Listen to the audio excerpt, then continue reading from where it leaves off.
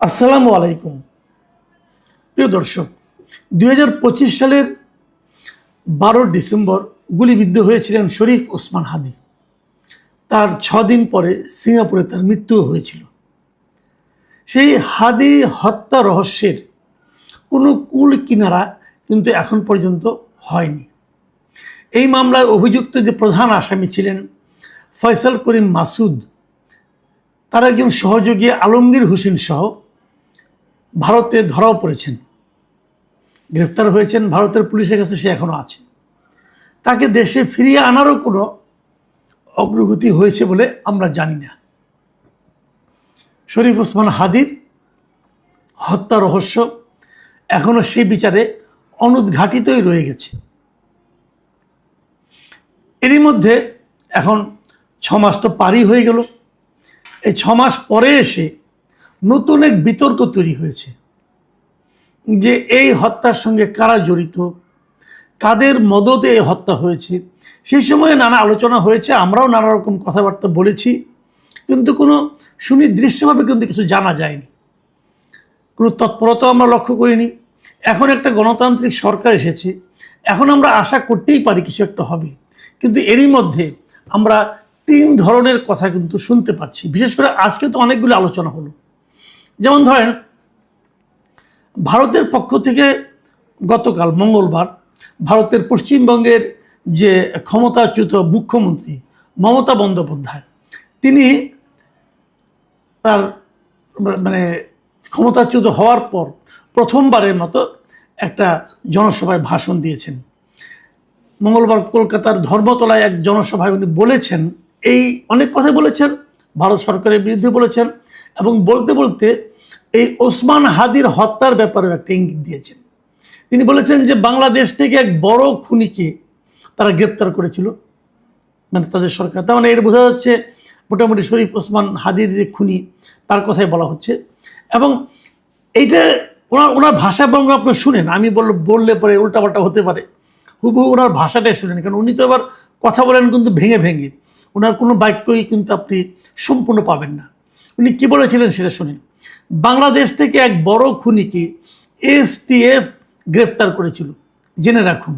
জানিয়ে বাংলাদেশে অনেক রেভলিউশন হয়েছিল। মেঘালয় দিয়ে বাংলায় চলে আসে, আমাদের এসটিএফ তাকে ধরে, তারপর হোম মিনিস্টার নিজে আমাকে ফোন করে বলেছেন, এতদিন তো কই আমি বলিনি, মুখ খুলিনি, আজকে অত্যাচারের শেষ সীমায় গেছেন বলে আমি এখনো নামটা বলছি না ভদ্রতা করে। বাংলাদেশের লোক উত্তাল হয়ে যাবে, আমি সেটা চাই না, আমি দেশকে ভালোবাসি। তার মানে ওনাকে হোম মিনিস্টার কিছু একটা বলেছিলেন।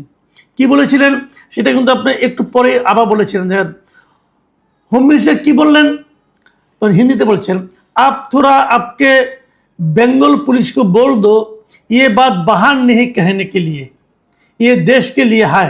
মানে এই কথা যেন বাইরে না যায়, মানে আপনি আপনার পশ্চিমবঙ্গ পুলিশকে বলে দেন যাতে এই কথা তারা বাইরে না বলে, এটা দেশের জন্য করা হয়েছে।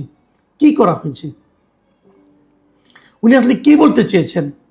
তার মানে এই খুনের পেছনে কি ভারত সরকার ছিল, অথবা উনি কি বলতে চেয়েছেন যে যাকে গ্রেপ্তার করা হয়েছে তাকে যেন ফেরত পাঠানো না হয়, অথবা তার ব্যাপারটা যেন পুলিশ না বলে, এগুলি কিছু?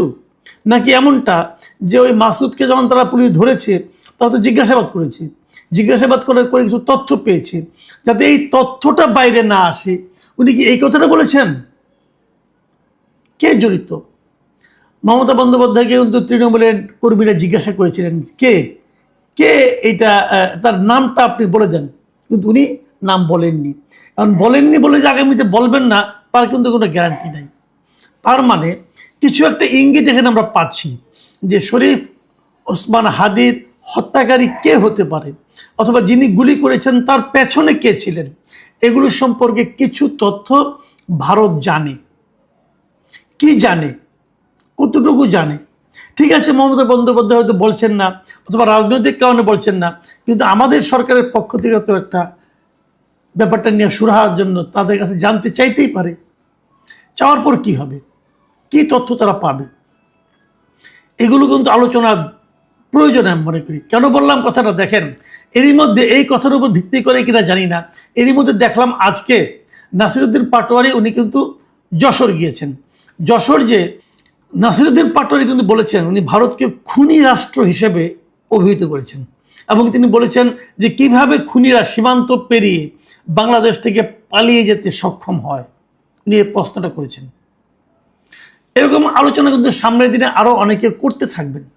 এর মধ্যে আরও একটা ঘটনা ঘটেছে, সেটা হচ্ছে যুক্তরাজ্যের বার্মিংহামে বাংলাদেশের সহকারী হাই কমিশনে দ্বিতীয় সচিব হিসাবে নিয়োগপ্রাপ্ত ব্যক্তি মিস্টার ওমর বিন হাদি, তিনি হচ্ছেন শরীফ ওসমান হাদির বড় ভাই। তাকে গত 15 জানুয়ারি অন্তর্বর্তীকালীন সরকার সেখানে এই দ্বিতীয় সচিব পদে চুক্তিভিত্তিক নিয়োগ দান করেন। সেই ওমর হাদি একটা বড় অভিযোগ করেছেন। ওমর হাদি বলেছেন যে ঢাকা 8 নির্বাচনী এলাকা থেকে শরীফ ওসমান হাদিকে সরিয়ে দেওয়ার জন্য ব্যাপক চাপ প্রয়োগ করা হয়েছিল এবং এতে আমিরের জামায়াতের একজন ব্যক্তিগত সচিব জড়িত রয়েছেন। এছাড়া তিনি প্রধানমন্ত্রীকে পর্যন্ত হুঁশিয়ারি দিয়েছেন, ওখান থেকে বলেছেন হাদি হত্যার বিচার না করলে তিনিও হুমকির মুখে পড়তে পারেন। এই ওমর হাদি মঙ্গলবার দিন মানে গতকাল তার ফেসবুক পোস্টে 2টি পোস্ট করেছিলেন। একটা পোস্টে উনি জামায়াতের সংশ্লিষ্টতার কথা বলেছেন, আরেকটা পোস্টে উনি অন্তর্বর্তীকালীন সরকারের একাধিক উপদেষ্টার কথা বলেছিলেন যে তারা অনেকে এই হত্যার সঙ্গে জড়িত। এবং এই পোস্টগুলোর উপর ভিত্তি করে গণ অধিকার পরিষদের মুখপাত্র মিস্টার ফারুক হাসান উনি আবার আরেকটা পাল্টা অভিযোগ করেছেন এবং তিনি বলেছেন যে এই হত্যাকাণ্ডের সঙ্গে আসলে ওসমান হাদির বড় ভাই যে শরীফ ওমর হাদি তারই সংশ্লিষ্টতা রয়েছে। একটু বিষাদ দৃশ্য শোনাচ্ছে, একটু উদ্ভট শোনাচ্ছে, বাট অভিযোগ তো এসেছে।